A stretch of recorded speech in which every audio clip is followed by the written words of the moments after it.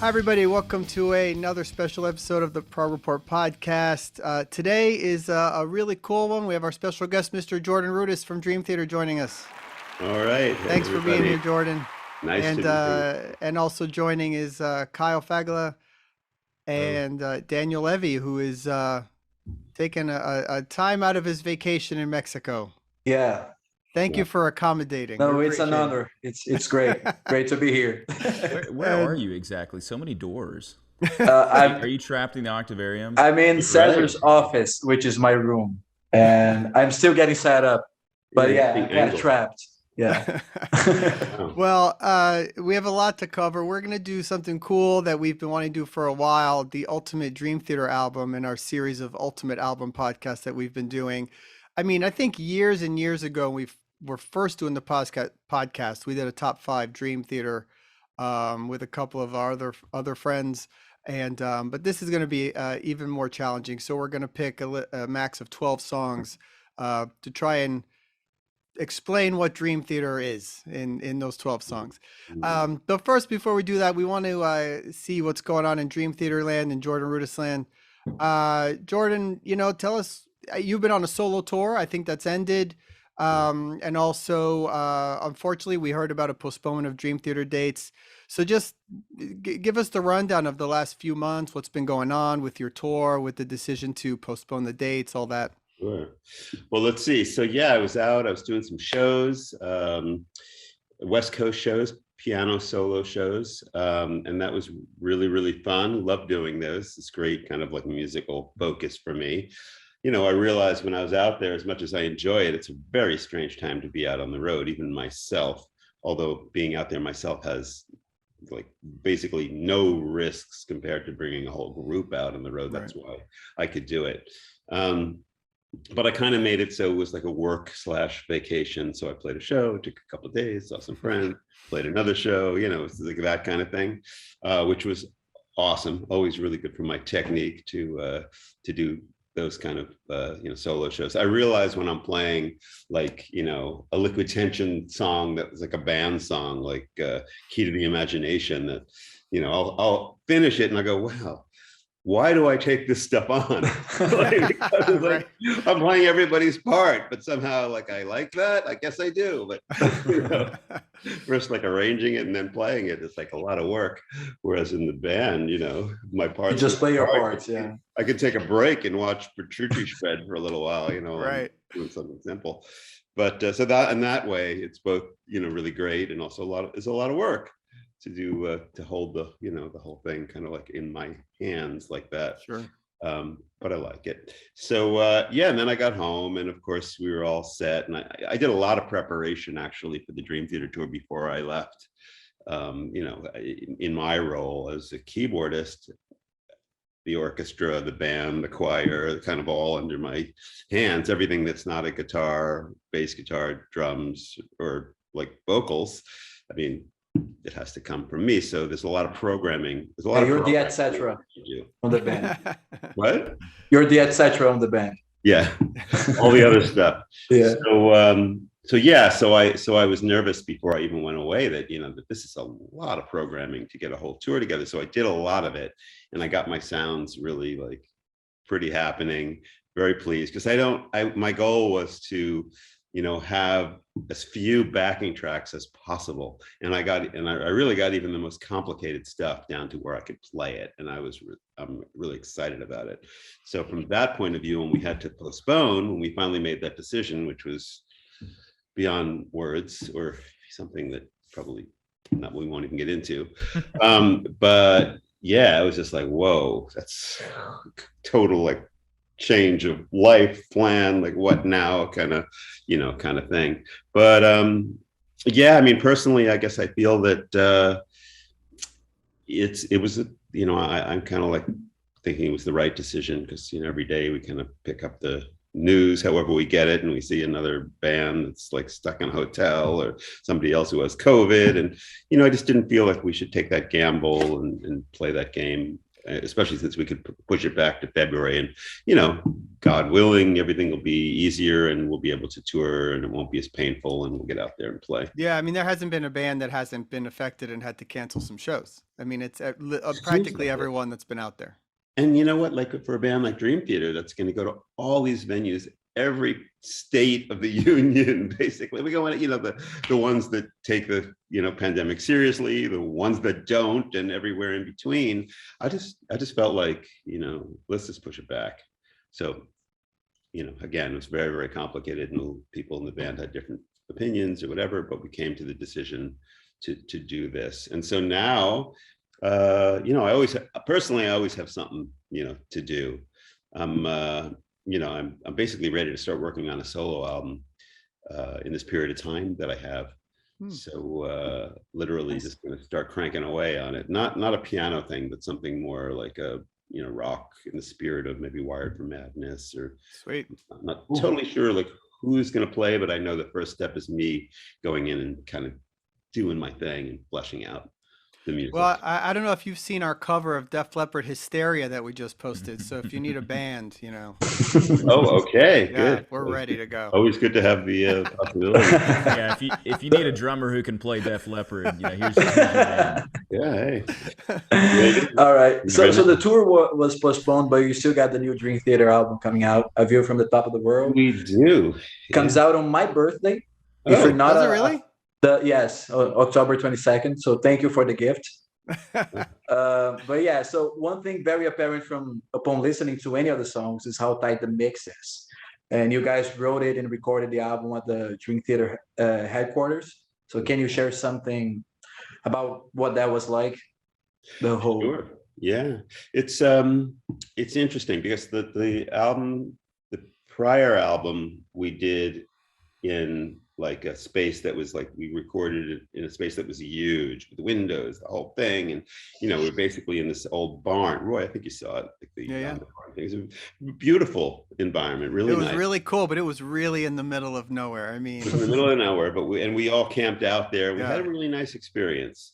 And I think it was very productive there. But this album was done in a very different way because we had our headquarters, but the vibe was really, really different. In a lot of ways, it was conducive to like working really hard because, you know, first of all, Dream Theater as a collective are hard workers on every level, both personally, everybody in their own world, but also when we get together. But one of the things that made it intense was that we're kind of in a small room working. The live room is small. So like I couldn't have like, you know, like every keyboard in the world set up around me. And, you know, everybody had to kind of scale down a little bit for like the writing process, which is fine. But just that feeling of kind of being in a condensed environment and having everything be like kind of loud. I remember actually one of the, I was trying to deal with the volume in the room. And I don't know, about halfway through, I realized I was getting like dizzy or something like that. And I didn't know why. And then I realized why. And I'm positive of this because I was talking to a doctor and telling him what was going on. And it was from the snare drum hitting. And I was what I was doing was I was wearing, I didn't want to wear my in-ears a lot because I just can't have them in my ears like that all day. So I was wearing my Bose noise canceling headphones. And I think what happens is, yeah, it's canceling some noise, but you're still getting the, you know, the impact of that sound. It's almost like deceiving you a little bit. So from being in the room a lot with that smashing, that's what was doing it. So anyway, but that's an aside, and I got over that and figured it out. But focus wise, it was amazing because we were really, really in the zone. It was all like coming together. We knew we had a job to do. We'd come in, we'd work, we'd bang this stuff out. And I think the results really came together. And I think that one of the things that energized this album is that we've been stuck at home and we just really wanted to get together and make this music. We had a lot to let out of our systems, and then we did. And the second half of the process, which was a very different feeling and also really a wonderful feeling, a little bit more like open, because I guess it was like the tracking, like each person's tracking. Like for me, then it was my space. Everybody was gone. I just was working with Jimmy T, our engineer. We'd go into the control. I had put my keyboards in the control room, which is a very nice control room. again, not huge, but big enough that for me and the engineer that we could just like hang out and relax and, and just have a very productive, good time. And I had some great tools, some new synthesizers, the new Moog mothership keyboard, which is called the Moog 1, which is amazing. And I got this thing called an Iridium, which basically Jimmy T almost stole from me because it's got this incredible sound. And he actually had it next to his mixing desk and started to play with it and almost wouldn't let me play with it, which was hilarious. It was really, really cool. He was having a good time. And then, so I got to spend a lot of time with my toys and my software, my orchestral sounds, really kind of, I use every Dream Theater record as a way to kind of say, okay, well, let's see, what toys should we bring in now? What should I do to make the orchestral sounds? Or what kind of amazing digital synthesizer should I, check out? So tends to be a time when a lot of things kind of come my way. And then I have a lot of fun playing with them. And actually, one of the things that was special is I brought my my Mini Moog, my vintage Mini Moog to the sessions as well. I almost didn't. I was hesitant to do it because, I just got like this vintage Mini Moog like last year. And I was like, I don't know if I should take it out of the house. Like, it's like a baby. But I decided to. And actually what was crazy is one day I woke up and went over to it and there was something broken about it. It was doing something really weird. But of course, Maddie, our head tech, was there and he was able to open it up and fix it. But I was like, I knew if I brought this thing, like it would get messed up. So, it's just like kind of a nightmare for musicians. Is that the one you use on the intro to Transcending Time? Yeah. Yeah, right. Yeah, I love that sound. It's great. Yeah. So do you have a particular favorite song or sound from the new album? Maybe you really pushed to put on the set list? Oh, well, I mean, one of the things that I like to point out is because it's very personal to me and was very fun, is that in the middle section of A View from the Top of the World, I played my own instrument, GeoShred, and I kind of premiered, if you will, the cello sound that I can play on my iPad. And so the song, in the middle, it breaks down and it's this really kind of beautiful guitar and cello duet. And then slowly kind of opens up a little bit, but it's the cello that's being played under my fingertip on the iPad I'm really just proud of that way that came out. Yeah. So amazing. You were selected for our fantasy band draft that we did recently. And I think one of the reasons was because he's like, what is that? Yeah, what is that? Just go with it. But I think the reason is because you could play like any instrument, percussion. You'd really build out the band. So I was going to ask you a question actually about some of the new instruments and some of the new toys. I think that's kind of emblematic of you, Jordan. Is not just that you're technically the man, let's say, but also that you're always innovating and pushing the instrument. So you've got Wisdom Music, the company you started in 2010. You got tons of apps. There's always like new instruments that come out, but do you have anything kind of in the works? And you sort of alluded to it, but anything new that's been used on this album otherwise? Yeah, well, the one instrument that I used on this album that's mine is GeoShred. Yeah. But and that's been an app that I've had out there for some years now. But the interesting thing about GeoShred is that it keeps opening up, not in terms of just popularity, which it does as well, but it keeps opening up in terms of it being a platform to be like a MIDI controller. And we have new sounds coming out for it all the time. And new sounds is a little bit different in the context of GeoShred, because GeoShred is based on something called physical modeling, which is different than most like synthesizers you think of. Like a Moog synthesizer is based on something called subtractive synthesis. It's an analog synthesis, kind of synthesis. And most people know about sampling. Sampling is, basically where you're recording a sound and then you can play that recording back from the keyboard. But with physical modeling, it's very different because we build these mathematical models of instruments. So we analyze the behavior of the different instruments. Like if we're looking at a guitar, we'll look at the size of the guitar, we'll look at the wood, we'll look at the string, we look at the kind of pick, and we basically figure out algorithms and mathematics that can emulate everything about the instrument so it becomes an organic experience. So when we come out with a new instrument, it's not, oh, okay, it makes a string sound, or okay, it makes this. It's a model, it's a physical model of a cello, it's a physical model of a trumpet, and it means that you have this, it becomes like an organic instrument. When you play it and you hear it, you go, oh, it's different. It's a really interesting kind of technology that, like my partner is one of them who basically invented when you look up physical modeling, his name is like one of the main inventors. So, but he's dedicated his life to it because he thinks that this is like the future of like creating sounds in the electronic kind of world and getting them to be organic, right? So anyway, so that's GeoShred. But the other thing is that, so I'm working on some other cool apps, which I'm very excited about. And I guess probably the first one that's going to come out is called Polywave. So this is going to be something that'll be in the app world like iOS, but it'll also be a desktop music application as well. It's really cool. Just in a nutshell, what it does is you can draw your own waveforms and you can put your own waveforms together. So like you can have 16 different waveforms, like a sine wave, a square wave, a this wave, a that wave, put them in order, and then you play a note and basically goes cool changes, and you can kind of put the waves in any order you want and any number of steps, and it just becomes this very kind of like evolving. It can be very evolving in the nature of the sound. So it was an idea that I had, that I contacted a guy in France who was like, wow, I really like that idea. I can build this. So now it's basically done. We might release it on my birthday. Stay tuned for that, Okay. November 4th, because it's pretty much ready. We're just waiting on a little bit more feedback. The other, it's funny how I connected with a bunch of French companies for these latest projects, but I did. The other one is I had an app years ago called Sample Whiz, and it was a really, really cool app, and people loved it. Basically allowed you to have your phone and to have a sampler on your phone at any moment. So you could just sample something on a dime. You're walking around, you hear a bird, you hit sample, and you're playing it, you're doing it, and it had some really cool features. So I felt like, since that was like, you know, whatever, 10, 12 years ago, can't think of exactly how long, but the new version, now we're coming out with Sample Whiz Pro. Sample Whiz Pro is going to be awesome because it's like a mixture of like allowing you to sample really quickly and kind of do that fast thing, which is always fun to have on your device.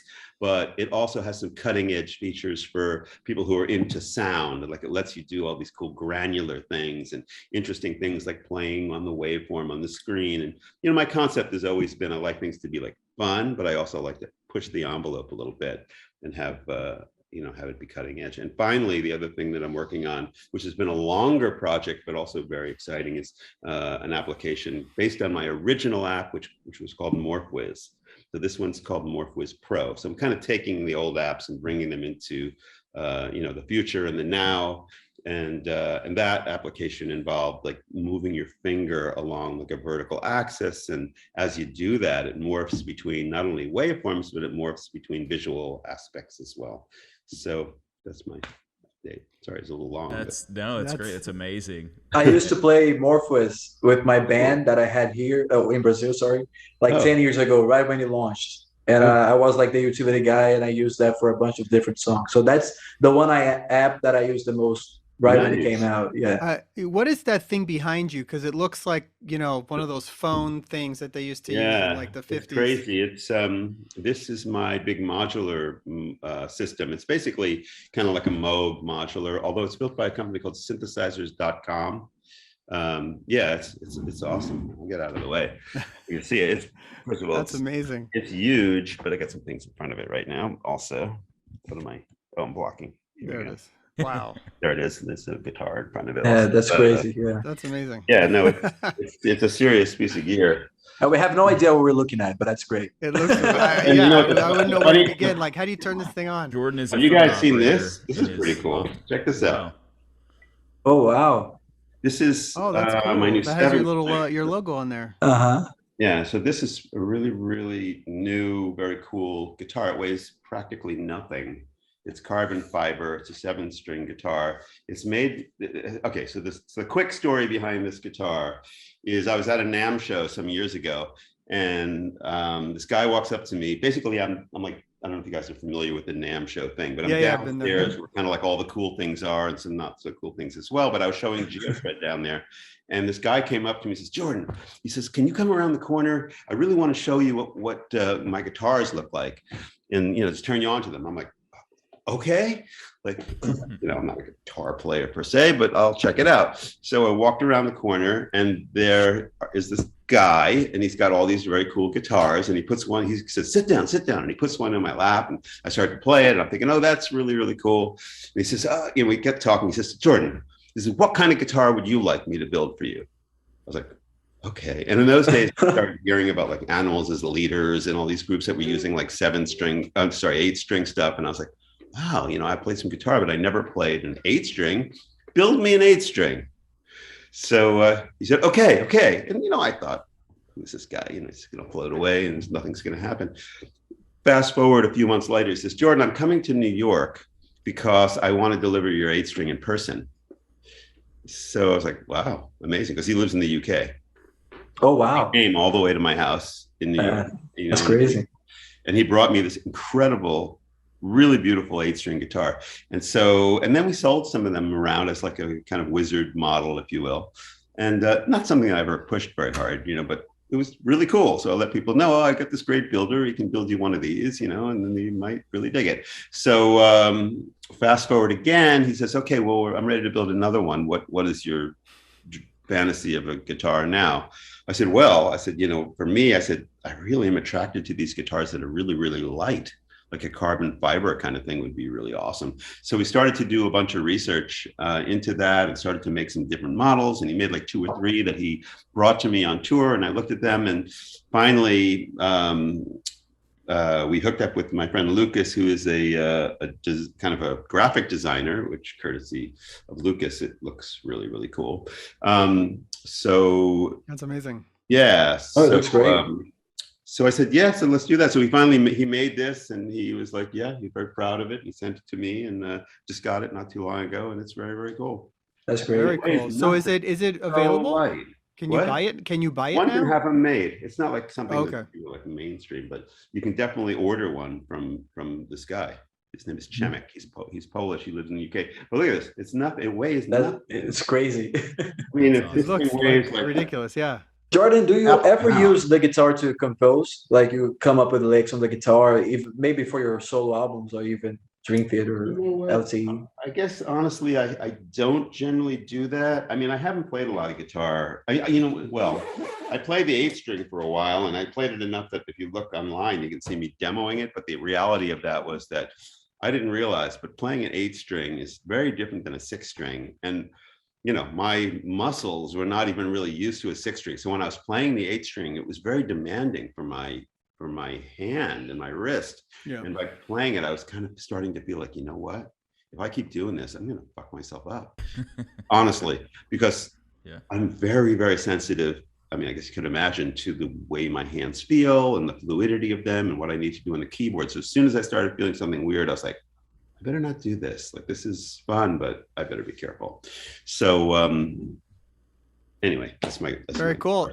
Well, let's go ahead and transition just real quick to recap on the new album, A View from Top of the World. Comes out soon, October 22nd. There's 2 fantastic singles out, The Alien and Invisible Monster, are out on streaming and YouTube and all that. And actually, if you want some more detail, I had a chance to interview the full band months ago at DTHQ, and it was amazing. And pieces of that interview are out.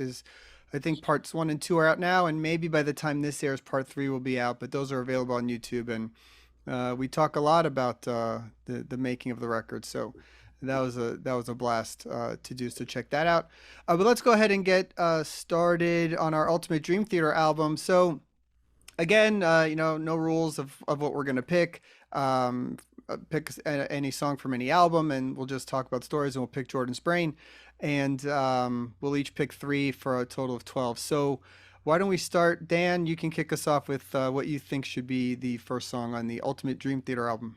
Okay, I wasn't really prepared to be first. So among the ones that I picked, I think this one fits the best, even though the original album is the last. But anyways, this was the newest album when I first discovered Dream Theater, and the concept of it intrigued me in a way that by then I never imagined music even could. So it's Octavarium, all right? I tried not to pick a lot of long songs, but I felt like I had to pick this one. That's that. I remember back in the day, and sorry, Jordan, but I used to skip like the intro all the time What? because I just wanted to get into the song. Get into the meat of the matter. Yeah, but nowadays it's the part that I appreciate the most. And I was talking about Morpheus. When I first downloaded it, the first thing I tried to do was to recreate it in some way. Yeah, and do all those kinds of. It's very cool. But awesome. yeah, this song. So we're going with the title track then. The title track, yeah. Title track. Yeah. Okay. So there's stuff like it, which came like there's stuff like Octavarium and those kinds of songs that came before it, of course. But marrying the music and the concept on this level always felt unprecedented to me. The whole numerology aspect of it, Kyle can explain better than I do. But referencing all the other songs, the part of full circle is so fun with the words linking into each other, and we go into the trapped inside the Octavarium, and it just ends in such an epic way with Razor's Edge.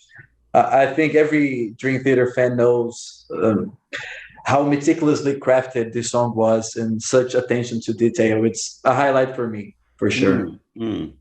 Awesome. Yeah. I think it's actually on my list too. I didn't only pick 3, but I think everybody that's a longtime fan of the band appreciates that song and loves that. And you know what's interesting about that album, Jordan, maybe putting yourself back in working on that record, it's maybe the most eclectic and diverse album the band ever did. I mean, it's really different from song to song to song.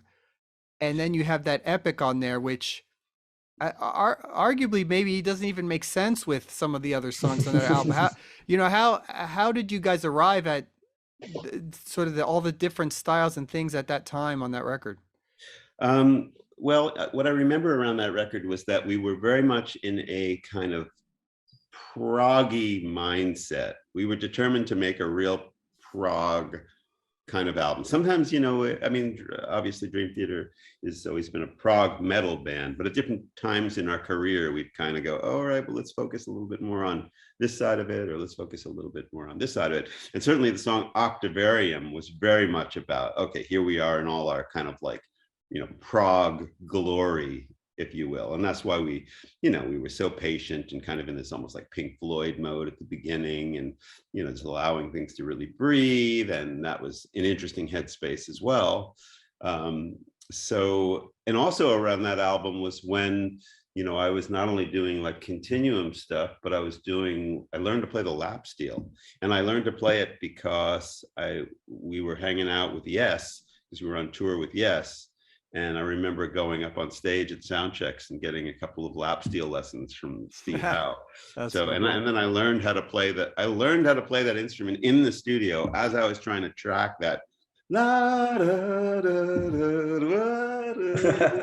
And I'm like doing it. And, okay, do it again. And I'm figuring out, that's okay. Like literally learned how to play it. That's very cool. I have to dust that thing off at one point because I really the reality is I love like fretless kind of instruments, and that's why I invented GeoShred. I guess I saved myself the trouble of having to like go back to the lap steel because I do have some sounds that are very lap steel like. But that album to me is like one of the real, being a person who is a little bit more attracted to the pure proggier stuff rather than the metal side.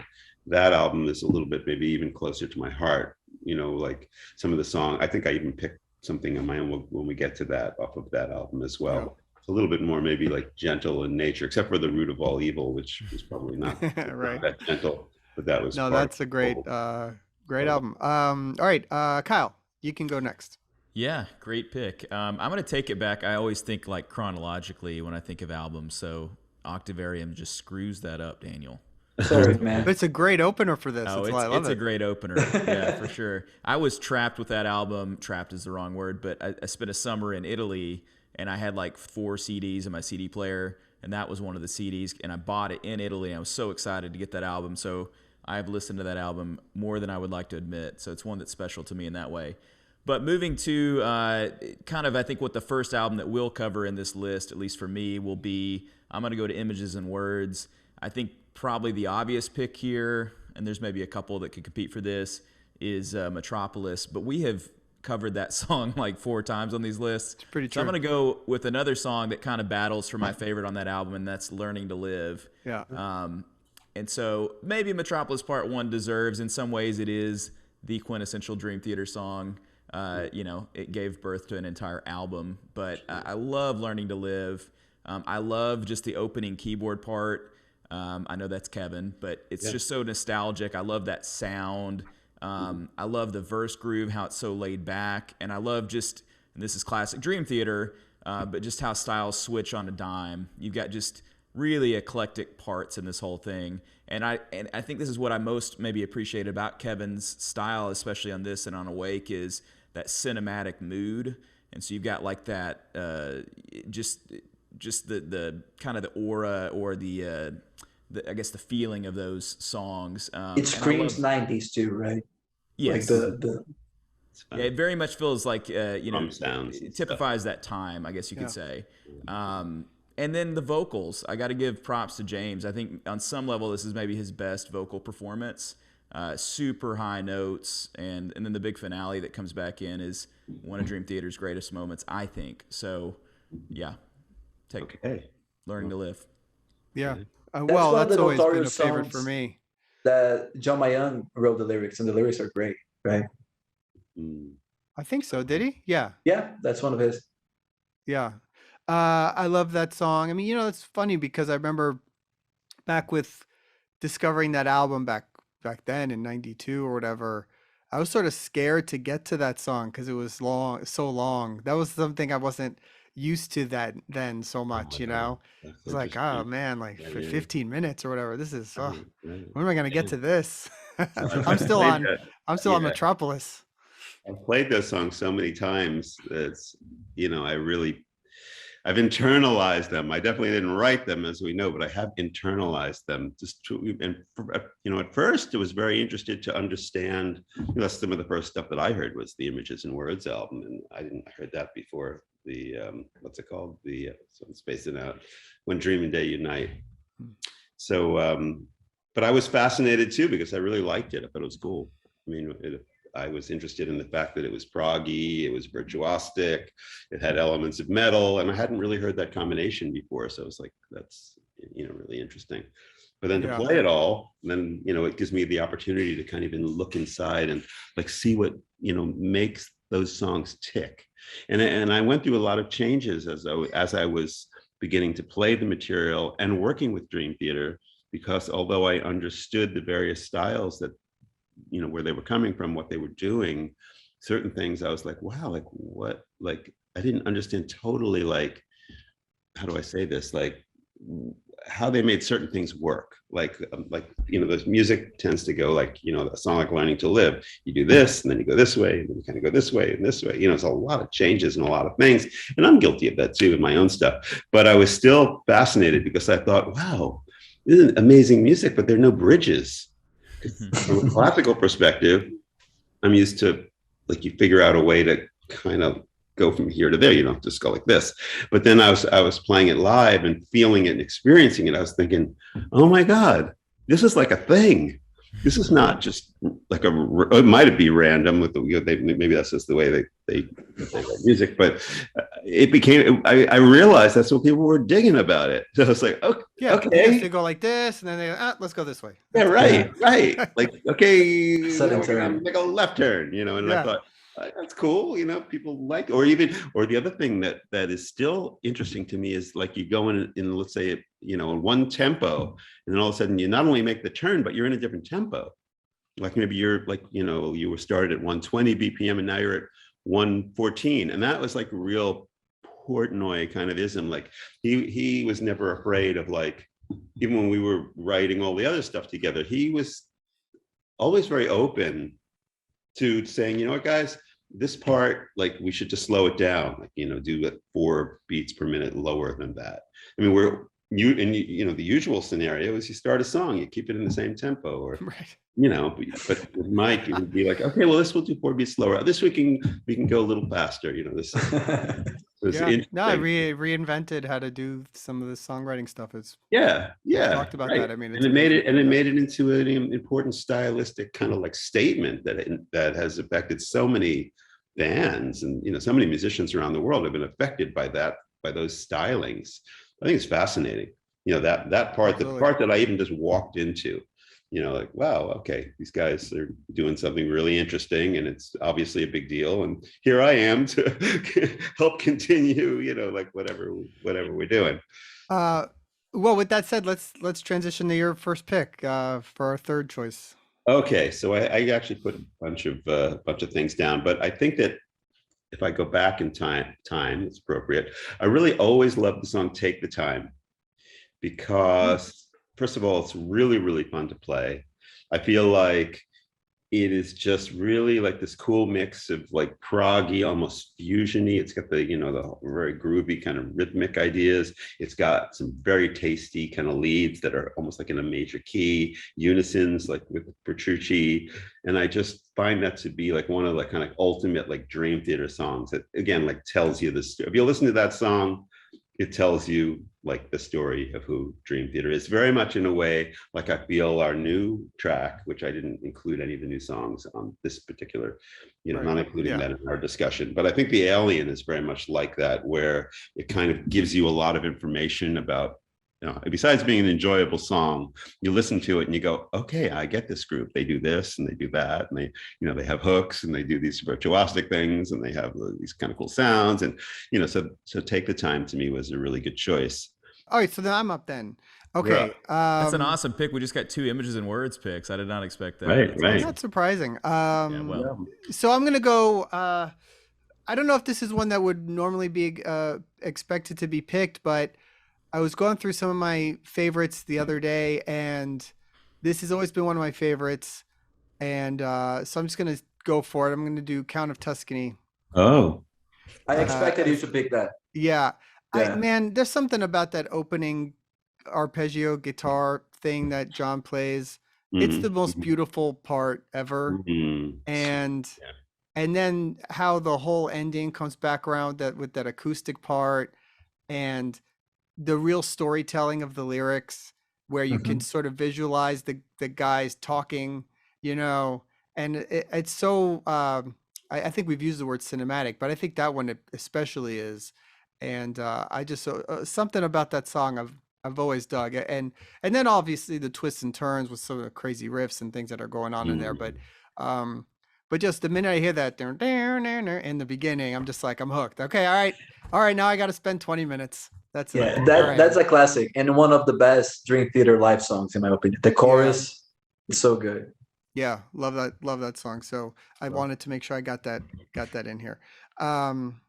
Let's go ahead and swing around to round 2 here. Dan, your pick. Okay, so this song, one of the first that I listened to from Dream Theater, and I like to say it's the song that converted me into prog, because and you guys, the guys on the team, know that I talk about the song all the time. It's like, the song is great, but it's great. I think it's beyond great, and it's Lines in the Sand. And I remember you do always bring that one up. I love that song, and I think it's more on the funky side of prog, right? It has like a bunch of different rhythms. The keyboard intro is so great, especially if you line it up after Hell's Kitchen.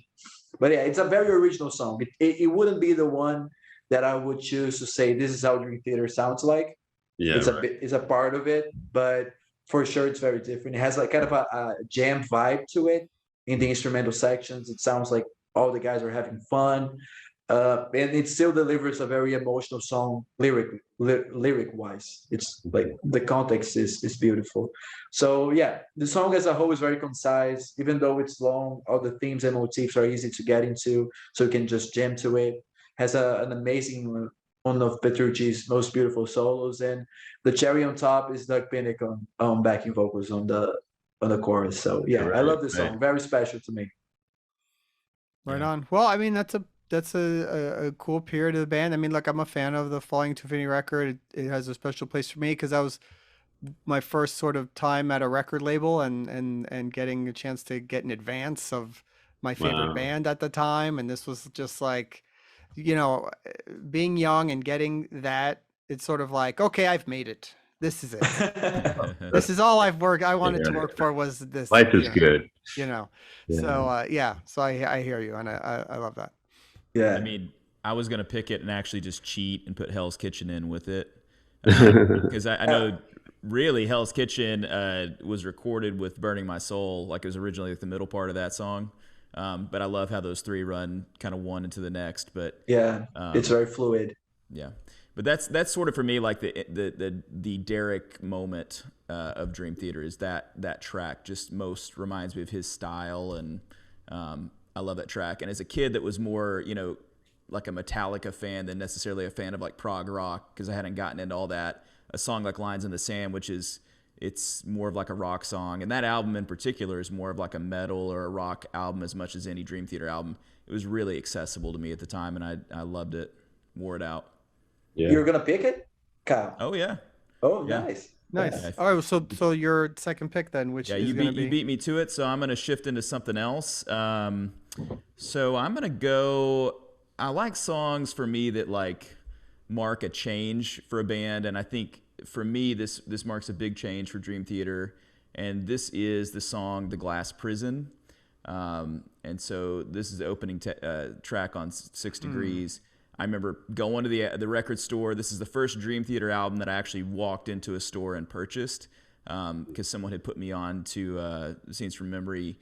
And I remember listening to that on a bus, and that album's extremely important to me. But this is the first one I actually went in and found at a record store in Jonesboro, Arkansas, and I was shocked they even had it. And I just remember, you open it up and you look at the art and all that. And so putting this track on and listening to it, I still remember that feeling. And I think the big thing I remember is just how heavy it was. And so I think this really marks a shift for Dream Theater into a darker territory. 7 strings. This is the 12 steps. 13 minutes. I like the numbers of this stuff.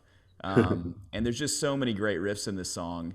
And sort of like we've already mentioned, it changes from section to section. And there's just lots of good headbanging. We were listening to it on the way to church, and my kids were headbanging to this song. So it works very well. As the type of music you listen on the radio. Let's go into church music. As you do. The irony was not lost on me, but my little 2-year-old girl really loved this song, Jordan. So and this, of course, is part of this bigger whole where this is the 12-step suite, that it became with 5 songs. And it kind of does feel like an overture for what becomes the 12-step suite. So my favorite part, though, last thing I got to say, is that arpeggiated unison part with the keys and the bass and the guitar. That's one of my favorite Dream Theater moments of all time. So I love that song. What a great song.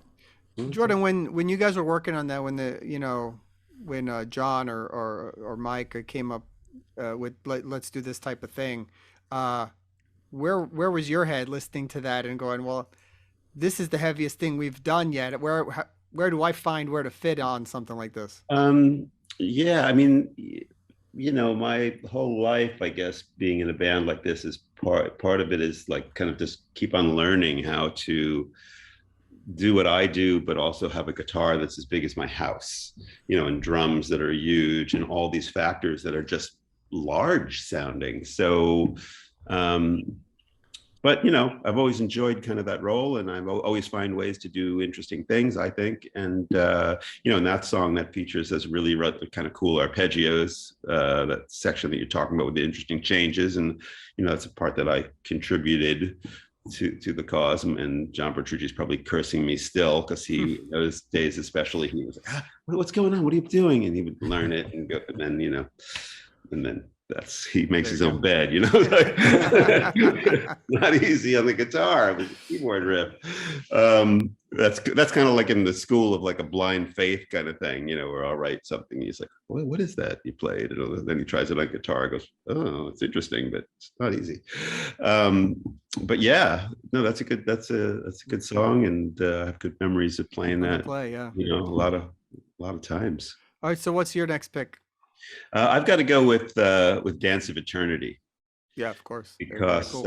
I think that is really important, instrumental offering from the group. I think it also tells a lot of the story about who we are and how we think, and it's us just kind of like going for it and going way out. You know, I'm a real fan of the lyrics of that song.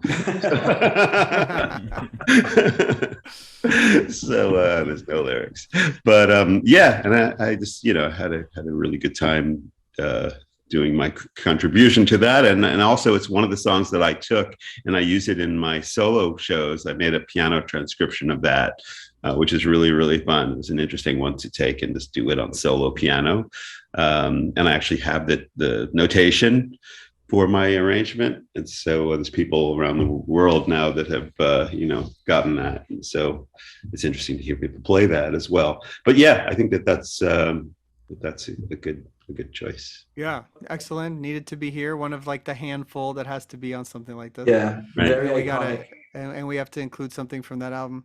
All right, so I'm gonna go also again a little bit different, I think, but I think it's an album that I love and a style and an era from the band that needs to be represented. So I'm gonna go from Train of Thought. I'm gonna go This Dying Soul, Oh, which another crazy intense metal track, but one that I absolutely love. And you know, out of sort of our group of prog reporters, as we call ourselves, I don't tend to go as heavy as, you know, maybe some of us, but for whatever reason, I love how you guys blended what you guys do with a little harder edge on this album, and I think it just worked so well because it just was different enough, but yet still what you guys do, and super enjoyable to listen to, and fun and fast, you know, and aggressive. And in this song in particular, I could pick a number of tracks from this album, I think, but it was such a bold statement, I think, to put out this album. I think it's really something cool you guys did.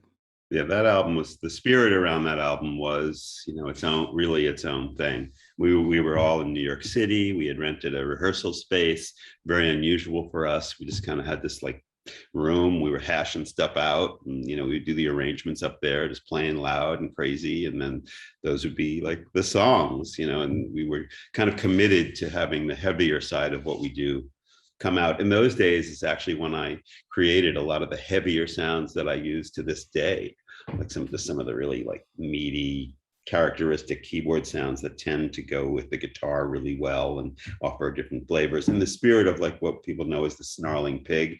But there's a lot of those kind of sounds that I use when you think that, you know, I always say a lot of my role is very ego free, because, you know, you hear an album, a Dream Theater album, and you might hear this sound and you think, wow, the guitar is like, you know, tremendous. One of the realities is very often there's a keyboard sound that's like with it, that kind of adds dimension or adds color to it. Not to say anything certainly negative about Petrucci's sound. It's the best in the business, I think. But I think a lot of times the keyboard does play a role of extending or adding a little character. You know, a good example is the sound that everybody kind of like has learned to love, which is that snarling pig, which kind of has this flangey thing that kind of wraps around. So if we're playing a line, it kind of gives it this interesting movement. But I have like literally a whole bank of those kind of sounds, variations on those, and just things that can be heavy when the time comes. And that album was part of the reason that I was, you know, really creating those sounds. Those kinds of details, they make all the difference. When you go and listen to it, it just adds and augments the sound in such a way that makes it sound like Dream Theater. Yeah, I'm thinking there's another quick example. I think it was the end of oh shit, what's the name of that song? Totally spacing, but I'll talk about it generally. One of the things that I'll do is that a lot of times we want to add like definition to the really fast stuff we play, especially if it's really low, you know, and the guitar and the bass have their sound, but to have it really each note pop. In the Presence of Enemies, maybe? No, that's not the one I'm thinking of. I'll think of it probably after we are all gone. But I use the sound in a lot of places where I'll literally program like some extra, like a tag, a little like sound on the note, so you hear it when it hits, and I'll double the line with the guys, so you're not only getting the smoothness of the natural sound of the guitars and whatever keyboard sound, but I literally program a percussive sound under my fingers, so as we're playing the line, that each note pops out at you. It's like a little magic trick, if you will, to make the phrases speak better. Yeah, you're saying it, and I kind of can hear it in my mind, but I know can't think of a exactly. song. Same thing. I was thinking, I know maybe what you're Bridges talking in the about. I can't Sky, name but the that song. kind of riff, right? Yeah. Yeah, that's awesome. Okay, Dan, your third pick. Yeah. So generally, you're saying, Roy, that you don't pick the heavier songs. Usually, I do, but today I'm just picking like lighter stuff, and I'll continue this trend. Look at that. And I'll pick one of the most popular ballads in Prog, "Spirit Carries On." Oh wow, you're going right for the beat of the matter. Yeah, if we're talking ultimate album, this one has to be here. And I thought we needed another Scenes from Memory song, so let's go with this one. And yeah, so it's, what can I say? It's such a beautiful song, like the beautiful vocal melodies and piano harmonies that complement it.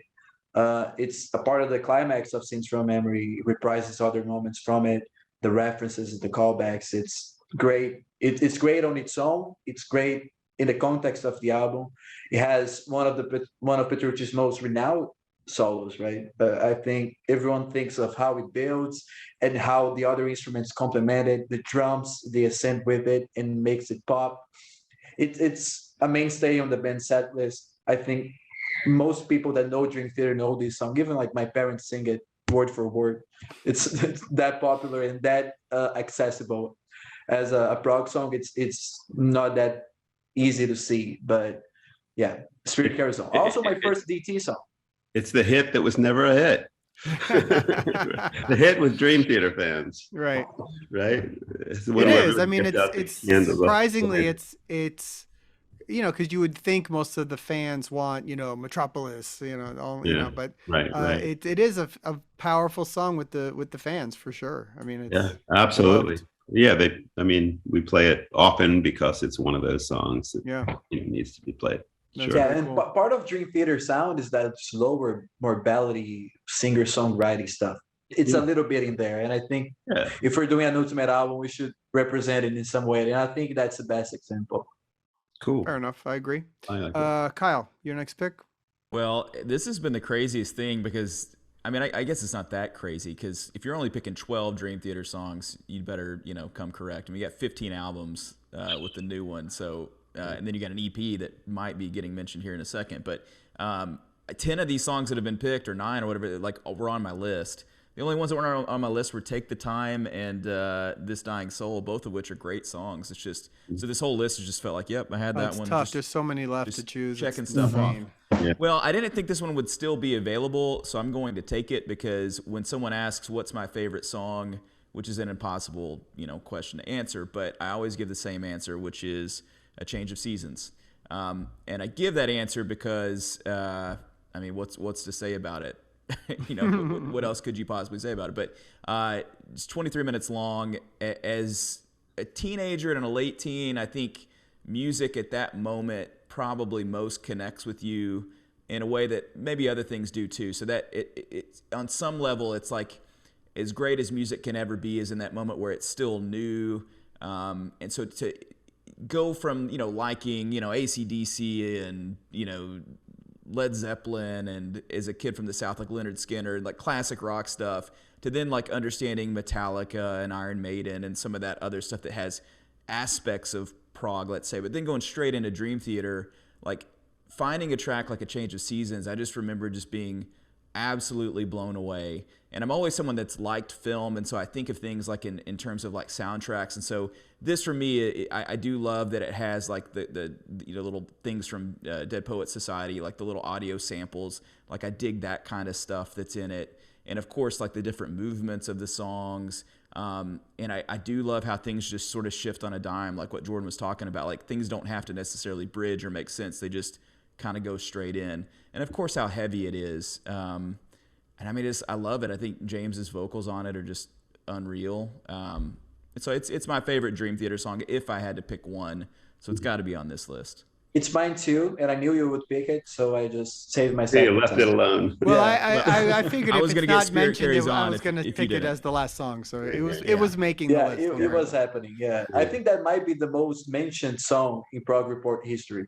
Either that or Dance of Eternity. One of those two. It has to be. The Change of Seasons, funny story. The first time I played it was at some outdoor big show. It was a huge show. Might have been in Turkey or somewhere. I don't know. But anyway, we were backstage and we were talking about what we were going to play. We had, of course, a plan, but Mike was like, you know what? We should play Change of Seasons tonight. And I was like, whoa, like what?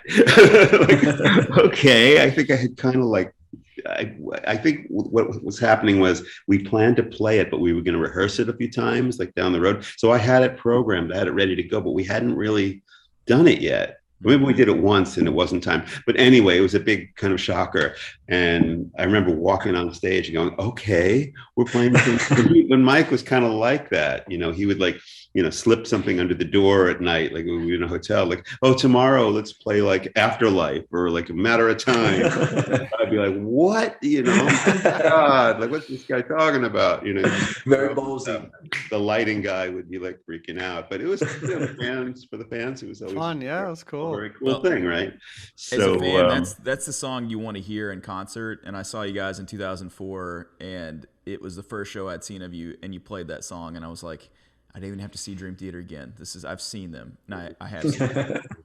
Yeah, but the interesting thing to me about that song, besides liking it myself, was that you learn something when you go out and you play music, especially when you have the opportunity to play a lot of different kinds of music for people all over the world. You really see like what kind of an effect different parts have on people. Like you will learn to appreciate a really great melody, you know, because you can see people singing along with it. You can see when they're like arm in arm, or when they're, you know, you just get this reaction.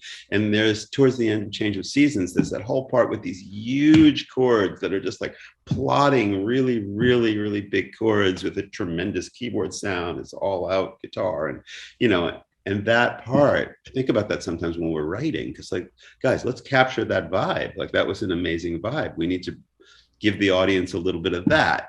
So it's one of those markers where you kind of go, okay, you remember the way that feels when you're playing it, and remember what happens to the audience when it's going on. Let's you know, zone in on that so we can get back to it. Right on. Yeah. Yeah. Well, Jordan, give us your third choice. Well, you know, this is probably one that is not on anybody's list here except for mine. But I guess I might be entitled to coming up with something weird just because I live with this stuff.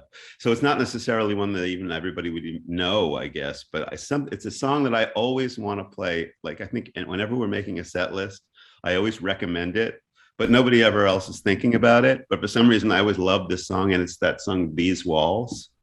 Oh, I love that song. I love that song too. Yeah, great choice. Cool. Well, I love that one because I think it's a really nice balance of like guitar and keyboards and the band, and it's proggy, and I really like the way it flows. It's a little bit more like, a lot of times when we've got like a song with energy, it does more of that kind of more jaggedy stuff. But this one I feel kind of has a forward energy like that, but it really feels good to listen to. It's more like, to me, it's like like kind of a feel good like prog song. It has a great chorus. It's one of my favorite songs on that album for sure. It's heavy and soft at the same time. Like the keyboards and the guitars, they kind of go opposed to each other, and it complements so well. Good. I'm glad to hear that. And also the thing is that, you know, it even has some of the kind of classic Dream Theater like meter stuff that we do. I can't remember exactly, but I think there's something where we're like switching meters each measure, but it doesn't sound like it. I love that when we can do like, you know, a measure of like 7/8 and then measure a 4/4 and a 7/8 and a 4/4 and just like have it be seamless. And that's another thing that we go back to sometimes. That's a real Dream Theater thing where we can go and we can literally change meters every measure, but not necessarily a completely different one every measure, but we'll have like a 5 and then a 4 and a 5 and a 4, or a 7 and a 6 and 7 and 6, or that kind of thing. And it creates, and we can do it in a way that I think is pretty unique and flowing. So nobody's saying like, nobody's sitting there like going, oh my God, I don't understand what they're doing. It's kind of going with it. Meanwhile, it's a Dream Theater thing. So that song has a little bit of that too. Okay, cool. Yeah, that's great. All right, so I'm gonna do something because two things stand out. There's one obvious song that hasn't been mentioned that what I think would have to be mentioned. However, we have not mentioned anything from Awake, and so I think that's important. So I'm gonna pick one song, and then we're gonna do a bonus track, which is gonna be and that's how we're gonna. I do know this. which one that is. So the song I'm gonna pick, I'm gonna go from Awake, and I'm gonna go with Scarred, and amazing song, one of the all-time classics in my opinion. I just remember even hearing it for the first time 100 years ago, and just really blown away. I mean, there's again a number of great songs on that record, and it was such a surprising change from what we had known Dream Theater as, with images and words, and then I remember hearing, you know, stuff like the mirror and whatever, it was like, whoa, they've changed already, but it was just so cool. And Scarred is amazing. So I And think 11 talking minutes or something. about structure, this one makes no sense. It just goes everywhere he wants to go. Yeah. And James' vocals are also one of his best performances there too. I love that song too. Yeah. It's been a while since I listened to it, but I Yeah, love it. it's a classic. So Wow. that's going to be my third choice. That's our 12. And I think bonus track, we're going to throw in Metropolis Part 1. That has to be there. I think. thought you were gonna say Breaking All Illusions. Yeah. Well, okay, 2 bonus tracks. That's But let's recap. So we have here Octavarium, great opening track. Learning to Live, Take the Time, Count of Tuscany, Lines in the Sand, Glass Prison, Dance of Eternity, This Dying Soul. And then I love it. Then it goes into Spirit Carries On. It's a nice ballad. And then we go mega like A Change of Seasons. These Walls, Scarred, and then Breaking All Illusions, and Metropolis. How's that for a set list, Jordan? Does that work? Can you do that one? good. We'll do Yeah. 2 bonus I'll tracks. have that. You give me a few weeks, I'll have it ready. I just need to find some files, do some digging. And Funny thing about Breaking All Illusions, the when the guitar solo part comes back at the end, and the whole kind of thing, that's Yeah. been a ringtone on my phone for 10 years. yeah, Breaking All Whenever my Illusions dad was- calls, that's what I hear. Yeah, that was kind of on my list of favorites as Yeah, well. me too. Yeah, totally. that's an amazing. I think that might be Amazing Petrucci's my favorite Petrucci solo. Wow. It's that good. Yeah. That's a great opening riff to that song, and the whole thing. I remember you guys were doing it. I think I'm right about this, but when you were touring for that album, you were switching that song up with one song. Like most of the set was the same, and That then was the one we were switching. Odd Nights was Breaking Illusions, or Yeah, or one that other was on one. the Dramatic Turn. And I was just tour. like, God, I want You were the hoping Breaking that- All Illusions night, I think right. they were which I changing did. with I got that Outcry. night, so it was good. Yeah, I think they were doing either that one or Outcry. I think you're right. Yeah, Yeah. yeah. It was interesting going back and just like looking at the catalog. So I almost get tired. Like when I look at all that, I'm like, oh my God, like all this music we've made, so many years, so many songs. It's crazy. I mean, then look at the stuff we didn't put on, when you're only picking 12, or in this case 14. I mean, it's insane. And you guys deal with this every time you go on tour. It's like, well, we got to play these handful of songs, whichever they are, and then and the songs are so long, how you can only fit maybe 10 more. How do you, Right. It's always a big puzzle. Yeah. Right? And we'll have to wait until February. And we didn't even, What about when we're putting together our ultimate album, we didn't even look at the times. We don't know if this is more than would fit on an album, probably. Oh, for sure. That's This probably is a quadruple 4 album, LP. yeah. This It's is a fantasy format, it was yeah. right. These ultimate albums we do make no sense. They aren't tangibly real. No, we Some don't take honor- into account time at all. But some also when you're honorable mentions, or- when you're putting together a tour, you got to play for whatever it is. Let's say 2 Yeah. hours, an hour and 45, and it's got to be everything's got to And be. then you throw in 6 degrees of inner turbulence and it's it. just So when you're doing a set list and you have all the times and then you start adding it, then do you get into those situations where you go, oh well, we have like 4 minutes left, let's throw in Hollow Years? Is that like how that kind of stuff happens? We try to end up being pretty much exactly on the on the dot, if you will, and we have to plan in how much talking is going to happen, and because right. a lot of these venues will have like curfews or something in early times when you have to get off the stage, otherwise you'll be fined. So, and Dream Theater likes to play as long a show as possible usually, so it is tricky. It is really tricky. Yeah, I can imagine. Well, again, let's just mention again The View from Top of the World. October 22nd. Check it out. There's a super cool box set, and art books and all sorts of vinyls and all sorts of crazy things. And the singles Invisible Monster and Alien are out. And you could check out my interview series with the band online as well. And Jordan, always a pleasure to talk to you, man. You know, we're just humongous fans of everything you do, of the band. And, you know, you want to come out here in a few months and talk about a solo record, you just, you know, say when. Oh, thanks, buddy. Very cool. Well, it's nice to see you, and it's always nice to talk to you as well. And guys, a pleasure to meet you and have this very fun kind of look back at the catalog and picking out some favorites. I mean, you know, I'm not only the player in the group, I'm also a fan of some of the things that happened before me. So I can, you know, I can totally relate. Cool. Yeah, all right, it's a guys. pleasure. Thanks, guys. Have a good night. We'll see y'all soon. Bye. Bye, guys. Okay. Bye. Take care.